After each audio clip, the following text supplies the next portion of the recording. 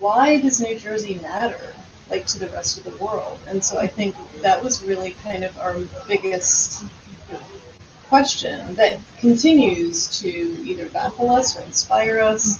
And so it was almost like there were times when, I don't know, like maybe there was moments even in your own recollections of the early days of the pandemic when you were like, gosh, I never noticed that about New Jersey, or or how the interactions looked differently, or the sort of the ways in which people were kind of collectively coming together around a particular impassioned moment of crisis, and how do we come together as a community. I think that did look different to me than it had before. That moment where you're like, I don't ever want to go back to the old normal. This might be the way that I want things to be. But then, knowing that might just be a momentary thing for us, it had us just also looking at New Jersey being uniquely positioned in, like, if you freezing that moment in time when you're like, wow, New Jersey is more than just the butt of a joke. It's more than so I was looking at it from kind of a classic design problem, like, how did New Jersey get this way? And in all of its forms, not just physically, but culturally, obviously industrially. There's, and then how did we, how do we all collectively make this place? It's not just that some other body somewhere else did this. We're part of this project. We're all part of this project. So, it just had us thinking, well, there's some really interesting backstories to design that people wouldn't necessarily call design either. It's just like, oh wow, what are these stories behind our everyday commute, or things that we otherwise sort of take for granted or feel so familiar, but it's like, oh, there's this kind of So it was just from there, like we're talking about it in the same way we were talking about it 2 years ago. It's like, wow, we still, I feel like, and we still do. It's still a baffling. Well, because you're planning to have 10 issues. Mm-hmm. Is this one a year, or? Yeah. So it's 10 year. Yeah. So it's a 10 issue project which we have mapped out actually, which is exciting. And so we have our, we're working toward our bi-annual, right? So we'll be twice a year, which is really exciting. And so with these 10 issues, they're focused around events specifically in New Jersey's possible history, or presumed history, or future that could come, or speculated to happen. And so so we that was really important to us early on as we were thinking about these 10 issues. It's just that we what happens when there isn't this ongoingness to a magazine, like especially with something like New Jersey, where we feel like what makes us feel that the stakes are so high with these stories, like when we kind of put it in this set in time, or that sort of thing. It was like, oh, well, like, what must we talk about? Like, what are the things that that are almost already interconnected, or things that are bubbling up over time that would make this really interesting, and something. I say that with each issue, we're focused around an event, and what I mean by that is that it's not just a person or a place within New Jersey or a topic that's really time-based in the way that we're, like, for our first issue, it's the opening day of the New Jersey Turnpike, which was in 1951.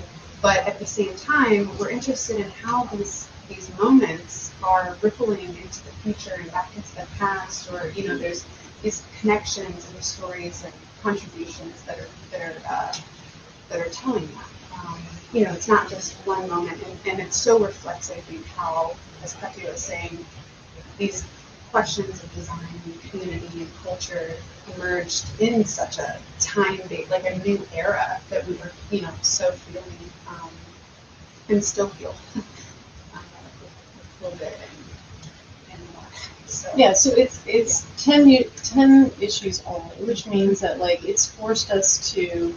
I mean, we came up with 10 a little bit like randomly, but it was also because I think there were a couple of things that played into this. Like, I mean, obviously we wanted to have the issues really resonate on their own, but we also thought of them as in a series that you could think of as chapters to a book. So there is something that is overarching across all of them, and but we wanted to sort of deliver them over time just so that people could really spend the time that we feel this needs to have. I mean, it is 148 pages. Each one is, a commissioned work. There's no reprints here. The way that we've engaged each of our contributors is very much hands-on. So each issue is like Lynn was saying, is kind of catapulting from a particular event that allows us to use the event almost like an anchor where 22 possible boats can all feel grounded to, but that they each have a different way of coming into this monumental event that we think has shaped New Jersey. So part of why we wanted 10 issues too is because just looking at, we did not want to appear like a commercial magazine. It certainly doesn't look like one.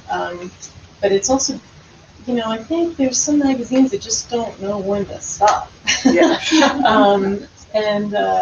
Where they've kind of like outdone their, it just sort of feels like there's a bit of a regurgitation. So there's a real freshness to each of the issues.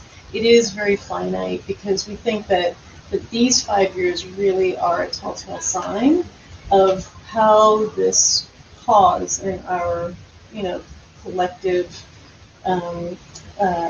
situation, like what is that amounting to? And we feel like these 5 years are a way to take part in it in a different way. Like we don't want it to just be an archive of anything. We want it to be like a time capsule. Actually, we want someone to open this up in the year 2100 and look back at this project and be like, wow, this was chock full of amazing ideas. Like,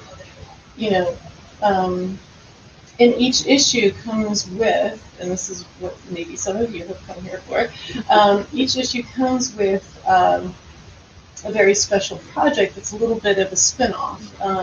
And it becomes maybe our most speculative part of the issue. It's pulled out and, to sort of live on its own, but it's inspired by the Turnpike in some way. And this one is inspired by, so this particular project is inspired by like what the Turnpike Authority might look like 200 years from its inception.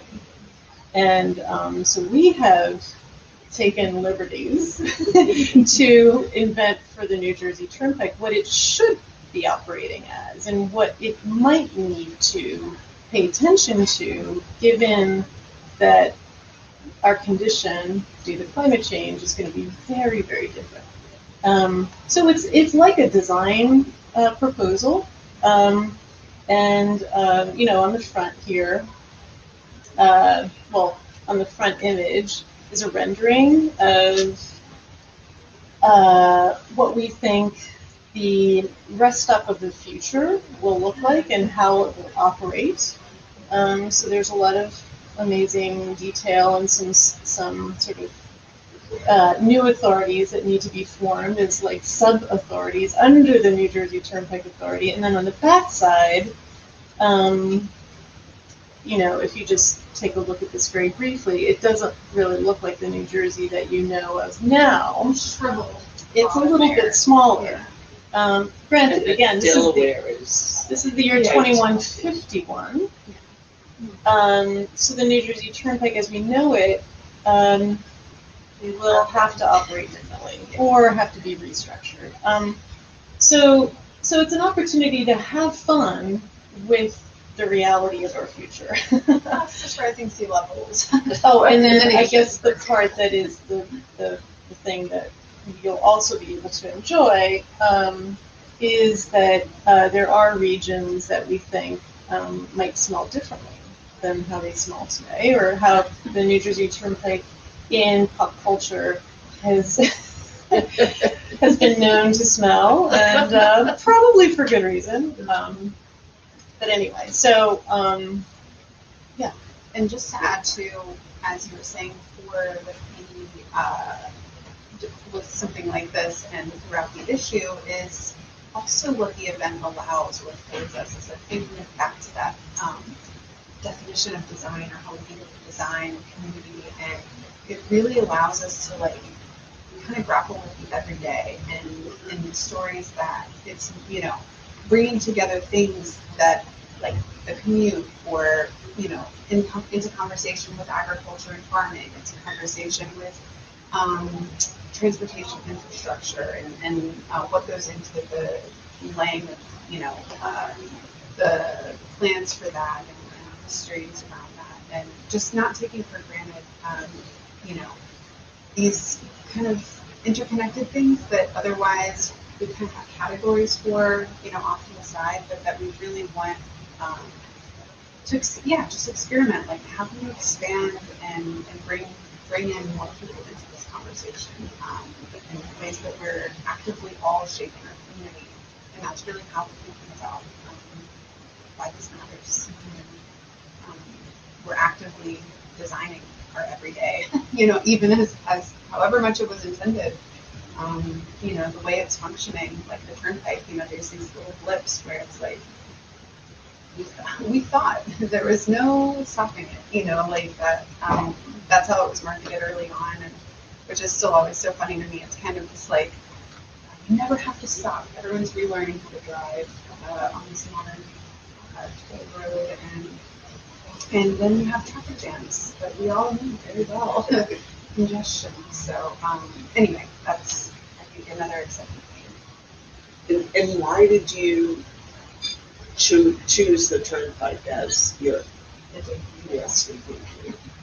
Because it's so ubiquitous in New Jersey. Yeah. I know, right? Well, so I mean, it is the thing that we love to jab at, for sure. I mean, I don't think you even need to be from New Jersey to know about the New Jersey Turnpike in some way. It lingers on. I mean, but it was born out of a very, a moment at the 1939 World's Fair as kind of what the world might expect to be the road of the future. So it was only the third toll road in the U.S. When it was actually completed. So if you can imagine the modern toll road. So it really did have monumental importance, and not just as modern infrastructure, but just really like recasting our minds to be about car culture. And it was literally also it is the one condition of New Jersey that is all about New Jersey and yet meant to bypass everything that is New Jersey. It is only to bring you from New York to Philadelphia. And so it's this very strange condition that we all have a very strange relationship with too. And like we were really trying to capture just how complicated our relationships are to New Jersey. I mean, I was born in Montclair, born in New Jersey. I'm not the Jersey girl of the shore version, but I feel like I'm very much like I've got the tenacity of a Jersey girl. And I think that wherever I go, It will always be with me, just like the turnpike. I feel like the turnpike and memories of the turnpike will always be with people. But it was also like just a way for us to, and this is going to be the interesting thing, like when you do come along for the full 10 issues, issue 10 is almost like the direct antithesis to the first issue. And so, and what I mean by that is like, the New Jersey Turnpike is kind of like this one-liner, right? It's just this, literally a line.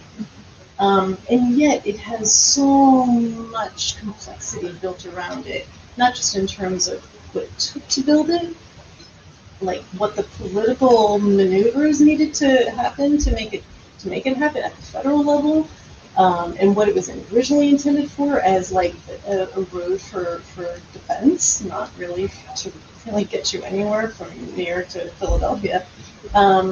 And it's also the keystone to the entire megalopolis between Boston and DC. And so it holds so much importance. So it had to be the first issue. It really did, because it sets the tone. It covers a lot of the kind of complex topics that we do intend to cover across the 10 issues. So it introduces readers to really like a little bit of everything that you might expect. Not the totality, but then also I think, because we were actually going to start with issue 10 as the first issue, but it's just so rich that it would have been too thick to handle. Too dense, you know, like if you you need a little. we need to, yeah, exactly. But it's also just, you know, it like as each contributor contribution sort of the range and breadth of the stories are really, you know, quite varied. Yeah. So we just wanted to have a lot of fun with that. Which I think we have. I mean, since we're a small group, also I encourage people to ask questions throughout conversations. Please ask them. I see that you talk about the waterways, right? But I don't see any mention of the Lincoln Highway. But there's really the first toll, it wasn't a toll, but that's really the first sort of big highway there. Yeah. And it's interesting because I go in Jersey and discover it all over the place. I just figured out that JFK and the city is the highway. So there is a really great story that we want to say predates the Lincoln, right? I'm not familiar with it. So this guy thought that we needed a highway system in the 30s, and he was going to build one from New York to Chicago. And so a big portion of it's in New Jersey to Philadelphia, and if you go on the map, you'll see Lincoln Highway. Nobody knows about it, or I shouldn't say nobody. Yeah. Most people don't know about it, but Jersey it's a really important part of Jersey car roadways. I mean, I'm not saying there aren't other ones, but this is really key. It's a plan, but it was a private endeavor, so privately financed. But a big portion of it is still exists. It's part of the Jersey system. Route 27 going down is Lincoln Highway, not Route 1. And so you're wondering why we didn't include it? well, I didn't. I just cursorily looked through, and I'm listening, and my idea is North Jersey is more car-centric than LA, and it's about the same size, and the same size in population. And the last year and a half, I spent a lot of time driving around and trying to understand Jersey. North Jersey, specifically. I mean, you can't go to the bathroom in New Jersey all the time, right? It's almost true. Yeah. And then when you encounter what people do to get to work and how they commute 2 hours each way, and anyways, so I find, I guess I'm interested in the Lincoln Highway because the more I start learning and finding bits of it over in Jersey, it is truly fascinating. You're absolutely right. There is definitely a legacy that is certainly more known in New Jersey than it might be, in LA. But I think we would encourage you to maybe take a deeper read into this particular story, which I think might.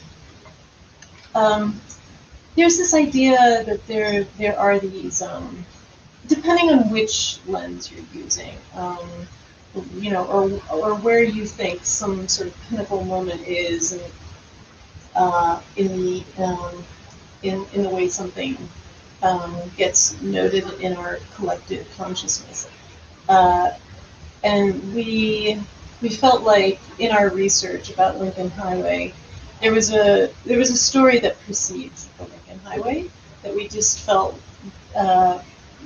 needed attention, and fair attention, we felt. And so, that is one of these stories that Lynn, was able to present to us by way of her interview with Chief Vincent Mann. I don't know if you wanted to say a little bit about it. So one of the things that we were really excited about as we were mapping, for example, the turnpike, but really, like you're saying, a lot of interstates and highways, the familiar commute that we all take, right? Like that's really the idea that this, inspires us to think of these things that we take for granted, right? It's like, wow, you take this every day and you think you know, and so with something like the turnpike, the Lincoln Highway, and it feeling like these origin stories, right? Except the other thing with these events is there's an origin feeling to it, right? It's open and it never happened anywhere else. Right, it's never before, it's something like this. And so, like Petia was saying, with the piece that she was showing, which is on indigenous roads here, so the Lenape, not just the Lenape trails, but actually, our roads having been defined by the Muncie Lenape, the Nanticoke, who are in South Jersey, the Muncie, who are now still the Ramapo, near Ringwood in northern and western Jersey. We were able to hear more about how these have been, for millennia, these paths have been carved, and then, and again, Chief Mann goes into this a bit more, but in how, in wartime, right, like Revolutionary War, like how these paths have, were, deemed, okay, they're, trails, right, in a certain kind of way, but really have been these rich lifeways for migratory humans, for, again, millennia, so it's not just like we're on our destination, going to our destination, but really our ways of gathering medicine and nourishment and shelter. And so, and we actually just recently had a little bit more of an insight scoop on through our newsletter with the Chief Mann's wife, Mike Nakara, who talks about how these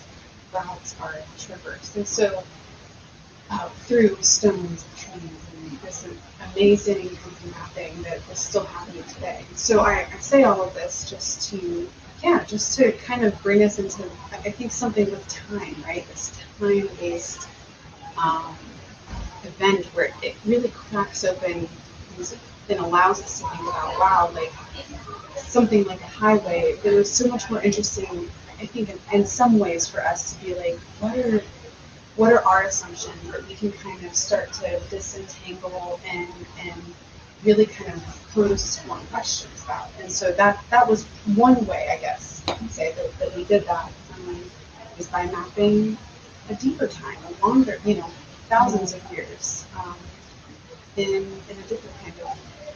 Yeah, well, it's interesting because it's not just history. Mm-hmm. It's and it's literature. Also, I feel like it's a literary magazine, and then you have the art and the photographs. So it does and futures.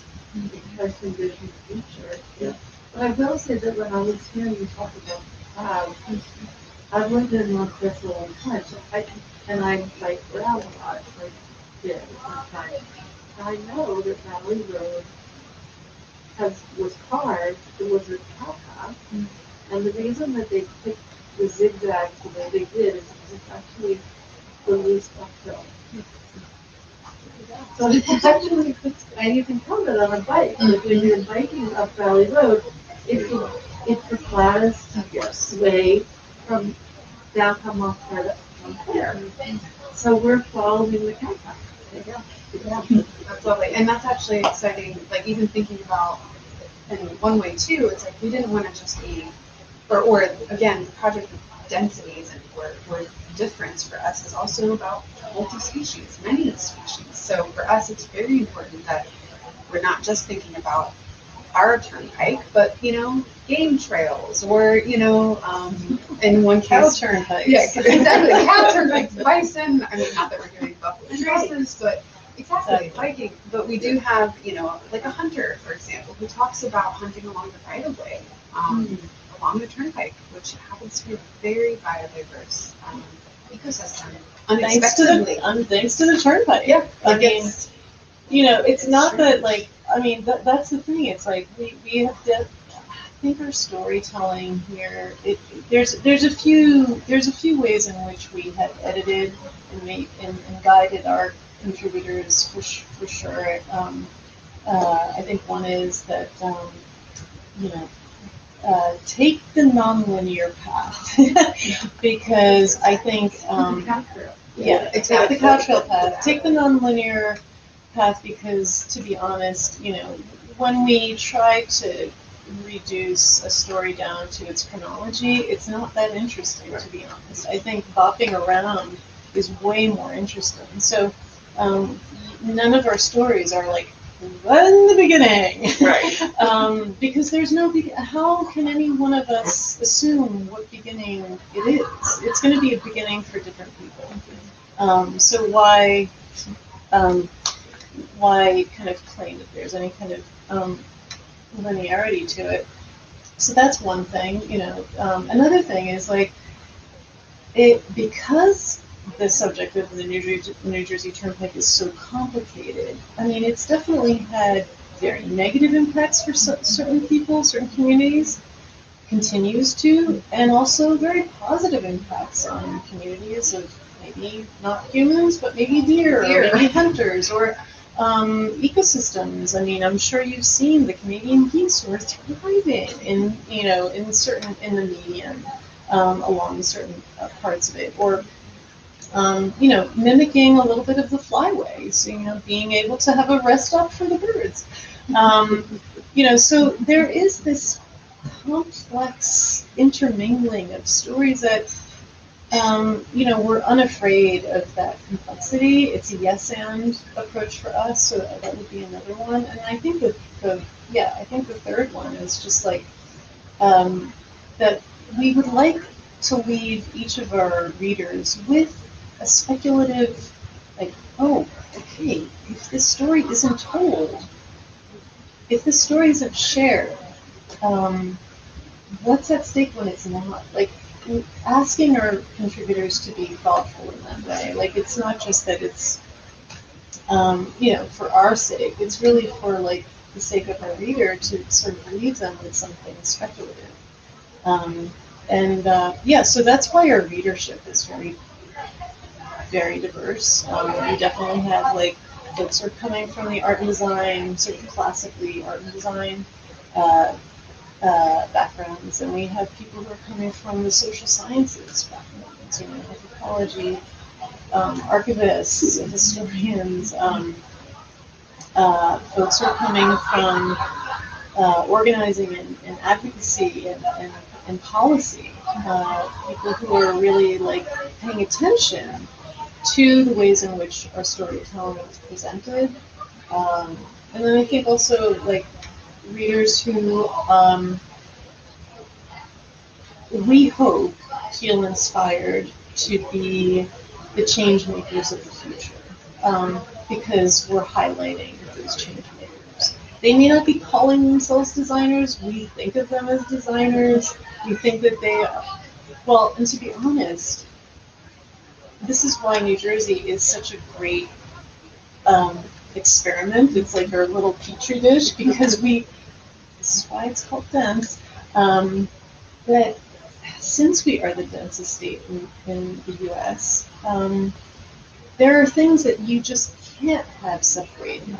There are these things that are just constantly impacting other things, and we do feel like we are an important forecast for many people's futures, not just in the, you know, I think we can't imagine that like rural parts of Colorado might look like New Jersey, but one day they will.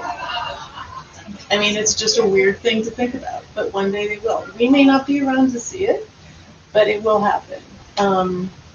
In the same way that we keep going on this trajectory. So, like, we're just sort of thinking that, like, okay, well, so how do you live with that complexity? And, you know, the people who have been living with that complexity, those experiments are already happening here in New Jersey because we already have that complexity. Like, people who are, you know, breaking ground literally and also figuratively in what urban farming looks like. People who are, you know, thinking about how they're going to have to desalinate their communities for water quality. Like people who are finding, I mean, like with, you know, with another contributor, I'm just trying to sort of tie it back to our stories. We have Ayana Dozier, who is thinking about, like, how do we respectfully and gracefully say goodbye to the dead, or, you know, or honor the dead, and but grappling also with the fact that sometimes you don't even know that we're among many more dead until there's a really huge architectural or infrastructural project like the Turnpike, where there was the internment of, you know, over 10,000 people, for instance. And why were they interned in the first place? And who were those people? And, you know, so thinking about, like, how do we even care for that, or hold space to care for what it's going to be like in the future to say goodbye? You know, so, like, it's like, so we see that those people already start carving out that future, and so that's why the readership is not just one slot of, oh, it's just art and design, just, you know, history. Yeah, and you really pull us in to participate because you're challenging us to rethink everything. Even on Reddit. Well, it's actually, and as you're saying that too, it's like, it really is like the model of storytelling in general that's so important to us, is that once something becomes, like, we're very aware of the fact that, like, once something gets fixed, or it can feel that way, right? It can feel done, or somehow kind of like, all right, this was it, you know, this was it. But something so important for the project of Dense and in the initiatives, and as we're going along, is that these stories continue speaking, so to speak. You know, there's this ongoingness, and it's not necessarily that the contributor is, you know, okay, issue 6. I mean, perhaps there's something going on, but it's really more about how we, as readers, or, you know, anyone, community members, are engaging the stories. How when we read, when we encounter a story, it affects us, and that's part of the storytelling too. Like how we are affected, and then how we go about our life. Even just in, like, thinking about, like, I won't ever not think of the cows now. You know, like, this is exactly right. And, like, that's the power of storytelling, is that it impresses upon us even these minute ways, or ways we don't realize. And just the power of that is so important, that it is dynamic. It's not fixed in print, which is also why our web and digital space is so important as part of this. Two is, you know, it's a way to kind of tell these adjacent stories, or go on little tangents, you know, kind of these backstories, or outtakes, maybe, right, of some of the interviews we've done. So it's playful, but it's also really meaningful, because it is really compelling. I mean, storytelling wise, we know we're surrounded by stories. It's amazing, but yeah, it's exciting. It really is. Does anybody else have any questions or observations, or? Did you collect one issue 2? Yeah. Patterson involved? We were hoping so much. You guys are really patient. I mean, actually, we are going to be divulging what all 10 issues are about very soon, but very happy to tell you about issue 2. Issue 2 is about one of the most important places of industry, almost in the whole world, let's just say. Renting. Patterson. Patterson, that's right. That's right. But in particular, a moment when The mills? Yeah, with Hamilton. no, so we're so very interested in that. But it's at this kind of critical moment. There's like it's almost like it's a moment when things kind of go from, oh, we can just keep on this trajectory of industry to, wait a second, this means we're working 16-hour days? Do you know what I'm leading to? Labor. So, the Patterson silk strikes of 1913. Yeah. So we're excited because this, I mean, we're in such a time when we, I guess it was around, within the year, or, early on in advanced development, this was already an issue we knew we were doing, or maybe not exactly when, but it was definitely part of that. And so, but in the past year, it's made itself even more known why we need to, as not only a state, a nation, It's like the globe, headline every day. like the labor movement of now, it's everywhere, from the creative industry with writing, museum workers to John Deere workers, Amazon, of course, Hollywood. I mean, it's all over in so many different ways. So there's that buzz, or that feeling that's already in the air that just feels like it's so speaking to now, but especially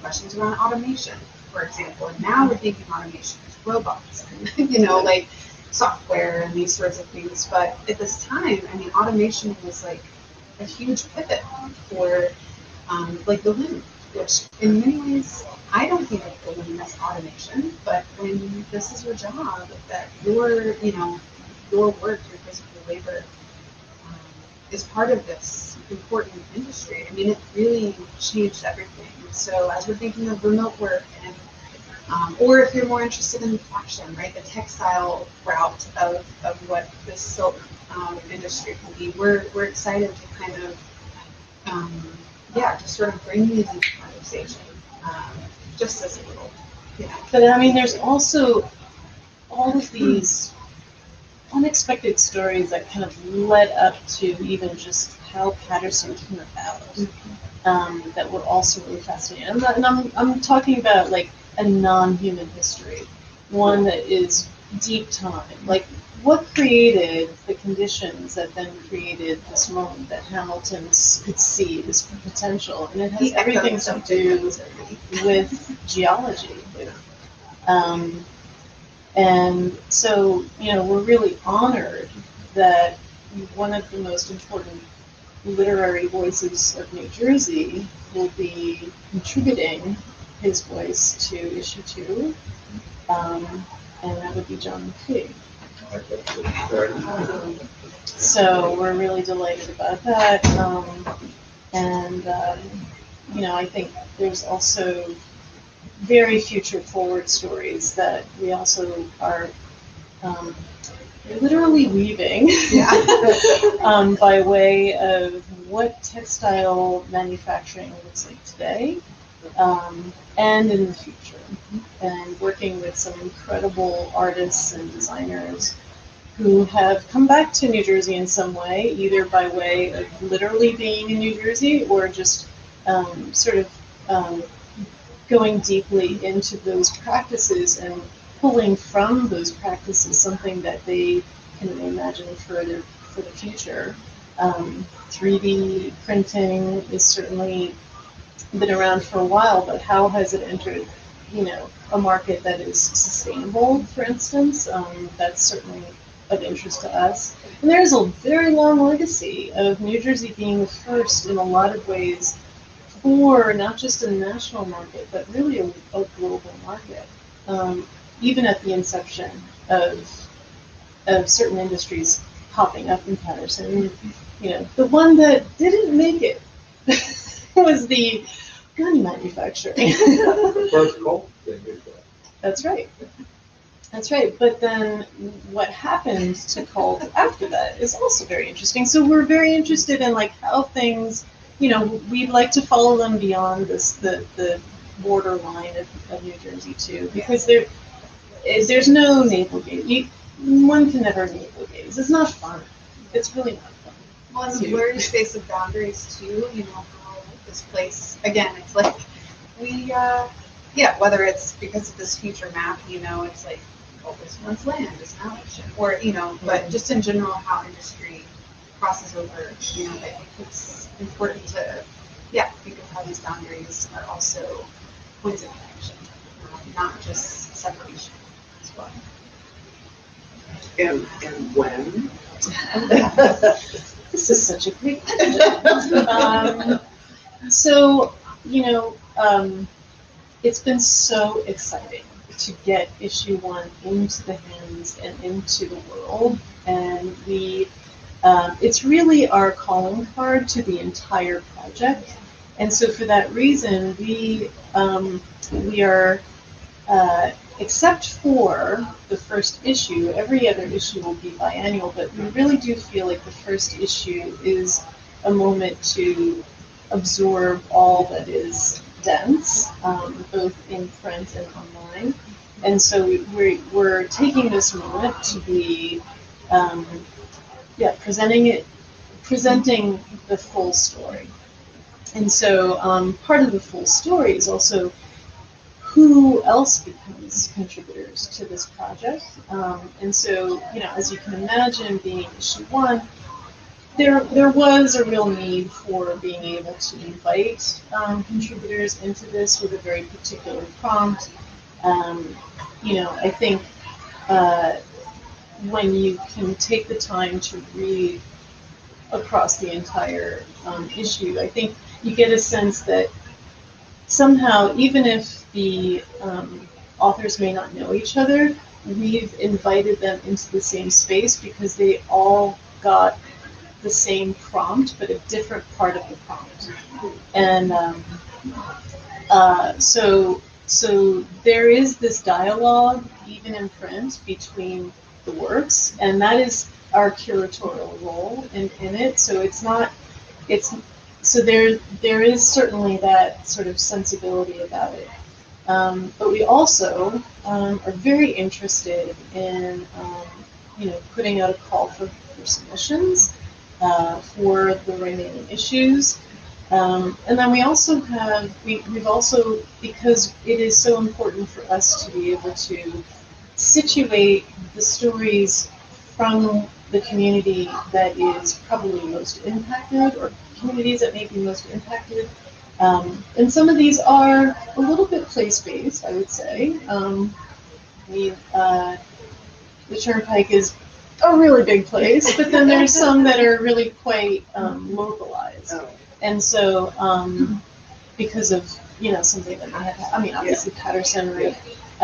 So there is like a place-basedness to them that is, you know, where we're wanting to be a platform to help amplify those local stories that may not be able to be told, or maybe they're being told, but the audience may be of a very small bandwidth, and so somehow sometimes when you pop a story out of its usual context, it's just refreshing for both the storyteller and the reader.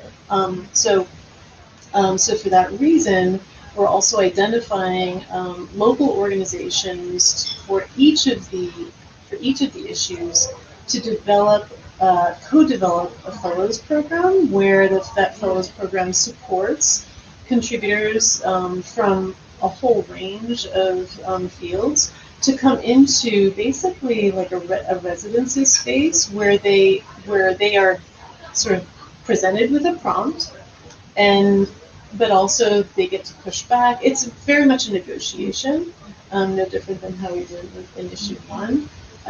But we also, for the longevity of all 10 issues, we're also working with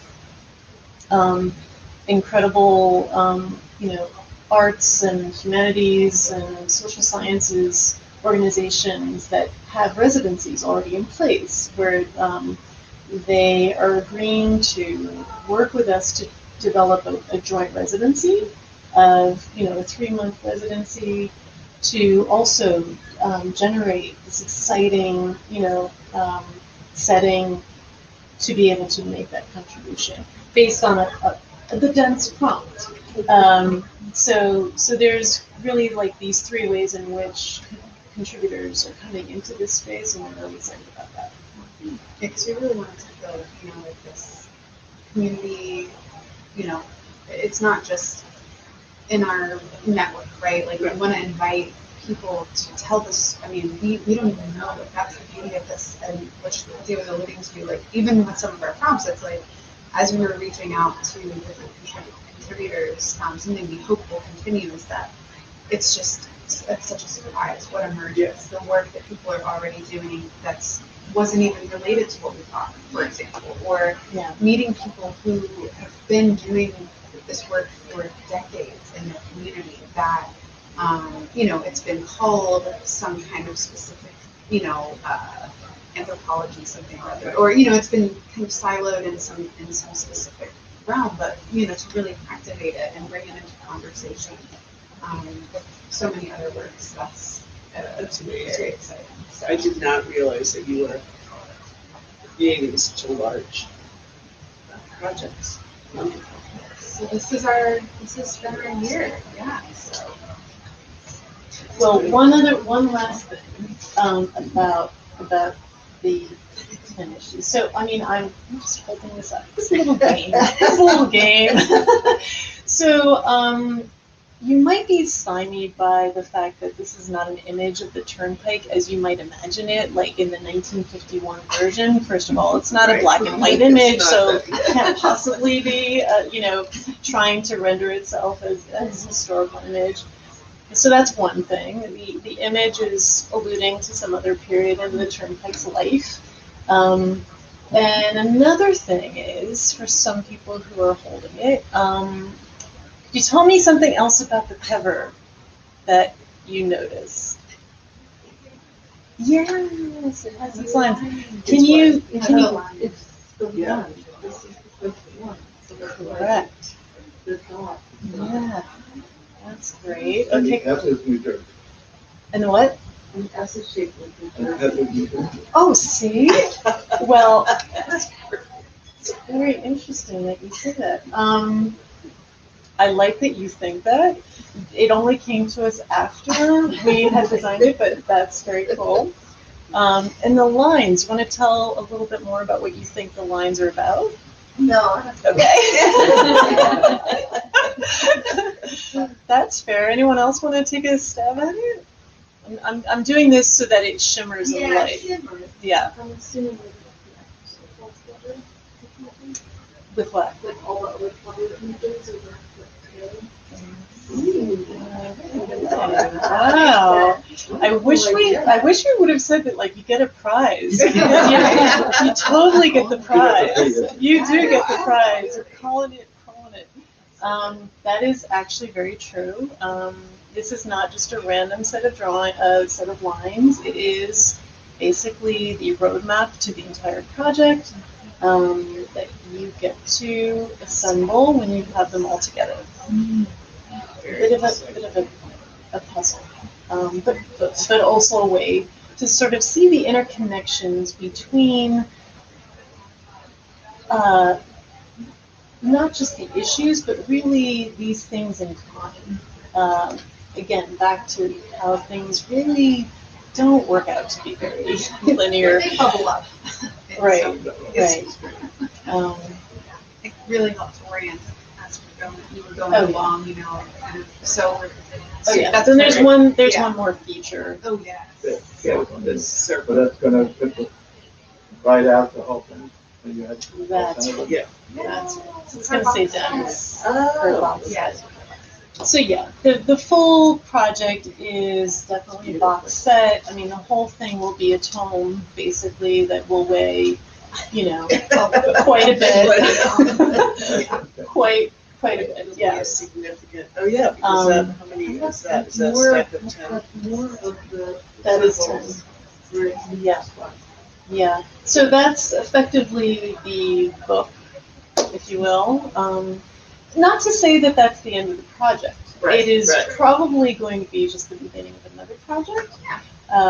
But we do, you know, so we have the option for people to be able to dive right into all 10 issues and commit. And it comes in a beautiful box, and you get to hold each issue in this box and excitedly await when is the next issue coming. But yeah, we're Well, this was really special. I feel like I'm like part of a beginning of You something. totally so- are. Our first stocking. Amazing, really. Yeah, really, thank you. Yeah, I'm so excited to read it. Yeah, and I don't think Petia and Luna were planning on this, but I'm kind of treating this like a book signing. And if you would like to have your issue signed, they are here to do that. So thank you everyone for coming and for Thank you making so this. much.